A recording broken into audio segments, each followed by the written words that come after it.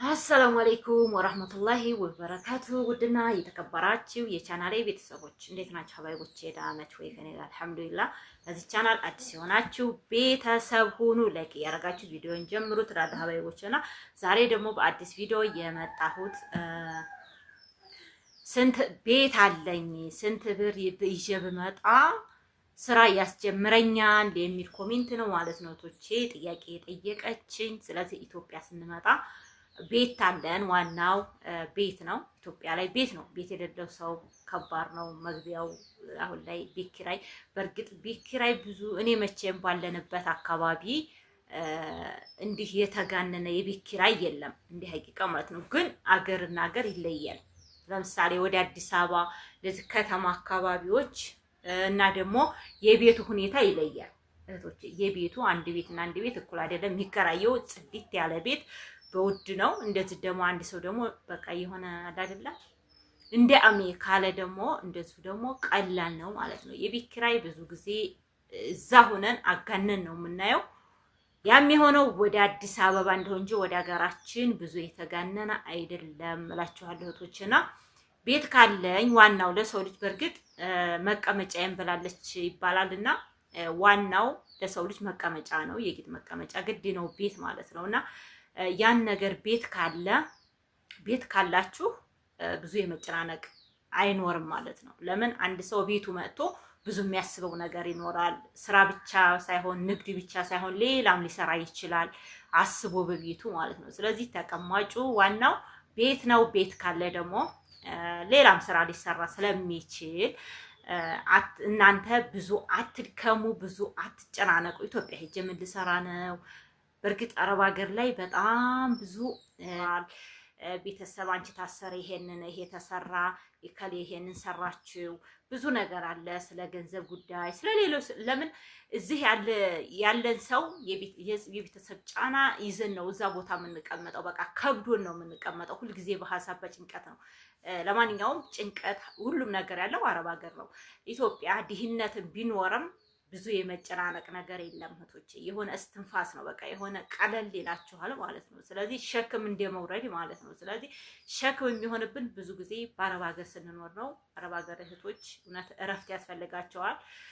ድካም ነው ሁልጊዜ፣ የሀሳብ ድካም ነው፣ የስራ የብዙ ነገሮች ጫና ስላለ እንግዲህ ጫናችሁን እናንተ አላህ ይገልግላችሁ እላለሁ። ይቀለል አላህ ያርግላችሁና ስንት ብር ዋናው እዚህ ስንት ብር ይዘን ብንመጣ ስራ ያስጀምረናል የሚሉ አሉ ማለት ነው። ስለዚህ አንድ ሰው ልብስ ለመጀመር የሚፈልጋለ፣ ምግብ ቤት ለመስራት የሚፈልጋለ፣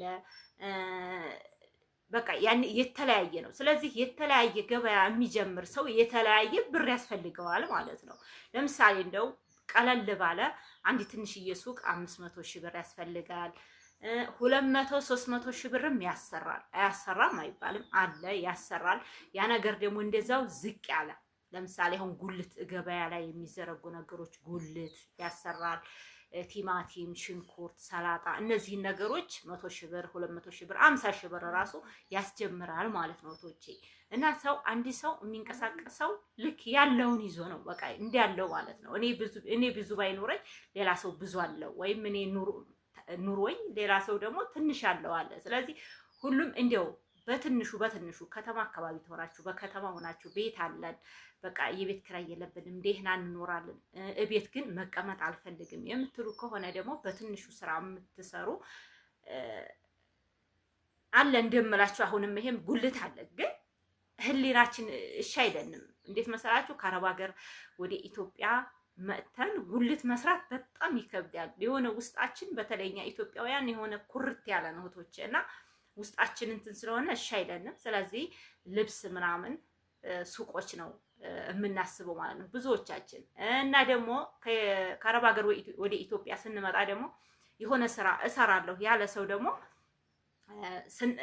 እንደው ባንሰራ ነው ደስ የሚለው። በተለይ የቤት እመቤቱ ነው ሰው በቤቱ መዋል ትልቅ ነገር ነው ማለት ነው። ለምን እዛ ለፍተን ወደዚህ ስንመጣ በጣም ነው የምንደክመው ማለት ነው። ሰውነታችን ይተረሻል፣ እመም ይከተለናል፣ ጤና አይኖርም። በቃ ተዛ መጥተን ጤና የለም።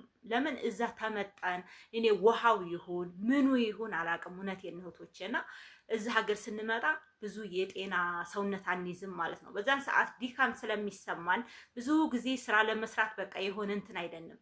በቃ ከዛ መጥተን ስራ እዚህ እንዲያው ልቅ ቤተሰብ ጀምሮ ተጠበቀን ወይ ባል የሆነ በቃ እዛ ስራ ላይ ገብታችሁ ልትሰሩ ትችላላችሁ። ግን ከዛ መጥታችሁ ይሄንን ከፍቼ ከዛ መጥታ የሆነ እኔ 2 ልጆች አውቃለሁ ማለት ነው። እንደዚሁ አንዲት ዩቲዩበር ነበረች። እሷ ይሄን ምንድነው የሴቶች ሜካፕ ምናምን እሱን ቤት ከፍታ ወደ አዲስ አበባ ናት እና አሁን እሷ ራሱ ትተዋለች ማለት ነው። ከዛ መጥታ በቃ አላዋጣትም ማለት ነው እህቶቼ። እና ከዛ መጥተን ቢሆንልን እረፍት ነው። ግን ግዴታ ካልሆነ ደግሞ በቤታችሁ የምታስቡት ነገር በቤታችሁ የሆነ አትክልት የሚሆን ወይ ዶሮ እርባታ በቃ በቤታችሁ የሚሰራ ስራ እንጂ ከዛ መጥቶ ሱቁ ላይ መቆም ብዙ ጊዜ እዛ ቆመን ለፍተን ስለምንመጣ እዚህ ቦታ ላይ ደግሞ የሆነ በቃ ደስ አይለንም ማለት ነው ለስራ። ግን እዛ ሆነን እኔ እኮ እዚህ እየለፋው ኢትዮጵያ ባህር ብዙ ነገር እሰራለሁ ብለን እናስባለን ማለት ነው። ኢትዮጵያ ስንመጣ ደግሞ ያ ያሰብነው ብዙዎቻችን የማይሳካልን አለን። ጀምረነው ራሱ ወደ ኪሳራ የምንገባ እህቶች አለን። በጣም ትንሾች ናቸው። እንደዚህ ፍራሽ ቤት አንዳንድ ነገሮች ከፍተው ያው ብዙ እንትን ያላቸው ቢያንስ 1 ነጥብ በላይ ብር ካለ የሆነ ትልቅ ነገር ይዛችሁ እናንተም እየሰራችሁ ሰራተኛ የምታሰሩት ሆነ እሰየው። ግን እንደ 200 300 ሺህ እስከ 500 ሺህ ብር ውስጥ በዚህ ውስጥ ያለች ብር ብዙ የማሰራት አቅም የለም ማለት ነው። ትንሽ ነው። ለምን አሁን ላይ ወደዚህ ወደኛ የሆነ በቃ ሁሉም ነገር ውድ ነው። በተለይ አሁን ላይ በጦርነቱ ምክንያት ጭራሽም ሱቅም ያላቸው ምንም ሱቅ ራሱ እንትን የላቸውም፣ ሸቀጥ የላቸውም፣ ትራንስፖርት የለም፣ ማንቀሳቀሻ የለም። ስለዚህ አሁን ላይ በተለይ ምንም አሁን ላይ የምትገቡቶች ይሄን ጀምራለሁ የምትሉት ነገር የለም።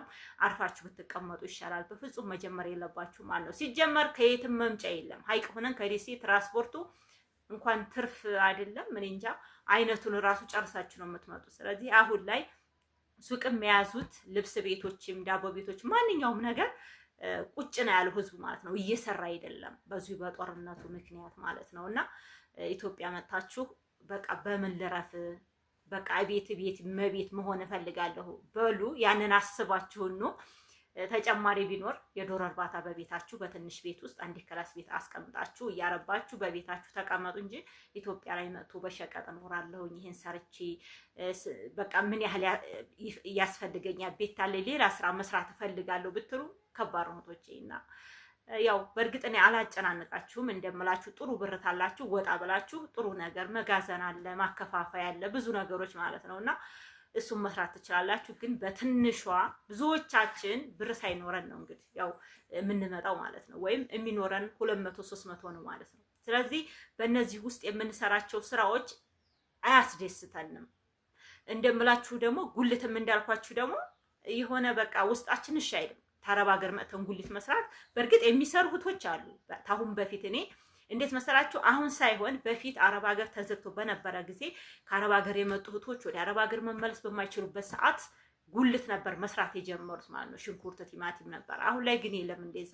አሁን ላይ ጉልት ምናምን የሚሰራ ሰው ትልልቅ ሰዎች ናቸው፣ ወጣት የለም። ለምን ሁሉም አረብ ሀገር ተከፍቶለታል እየሄደ ነው ማለት ነው። እና ከዛ መጥታችሁ ጉልት ትሰራለህ ማለት ውስጣችሁ ስለማይኖር ጉልት ለመስራት ደግሞ 200 300 ሺህ ብር ስለሆነ የሚያስፈልገው በቃ ይሄንን ለመስራት ጀግና ተሆናችሁ ግን ያዋጣል። ይሄ ጉልት መስራት በጣም ነው የሚያዋጣው እህቶቼ። እንደዚህ ትናንሽ ነገሮችን መስራት በጣም አሪፍ ነው። ብዙ ወጭ ስለማታዋጡበት ብዙ ኪሳራ የማይኖርባችሁ ማለት ነው። ብዙ ወጭ አውጥቶ አንድ ሰው ሸቀጥ የሚያመጣ ሰው ብዙ ኪሳራ ሊኖርበት ይችላል። ገባችሁ? አንድ ነጋዴ ያተርፈኛል ወይም ደግሞ ያነስረኛል ብሎ ነው የሚጀምረው። ሁልጊዜ ትርፍ የለም፣ ሁልጊዜም ደግሞ ኪሳራ የለም ማለት ነው። አንዴ ያተርፋችኋል፣ አንዴ ደግሞ ይቀንሳል ማለት ነው። እና በዚህ ዙሪያ እስከ ትንንሽ ያው ቤት አላችሁ ትንሽ ነው ያለ ብር የምትሉ ከሆነ ከ100 ሺህ ብር እስከ 300 ሺህ ብር እስከ 500 ሺህ ብር ቢኖራችሁ ስራ ሰራለሁ ታላችሁ ደግሞ አሪፍ ነው ማለት ነው። ከ500 ሺህ ብር በላይ ግን ቆንጆ ስራ መጀመር ትችላላችሁ። ብዙ የሚያሳስብ አይደለም እህቶቼ። ሰላማችሁ ብዝት ይበልልኝ። ለዚህ ቻናል ደግሞ አዲስ የሆናችሁ ላይክ ያረጋችሁ አበረታቱኝ። አሰላሙ አለይኩም ወራህመቱላሂ ወበረካቱ።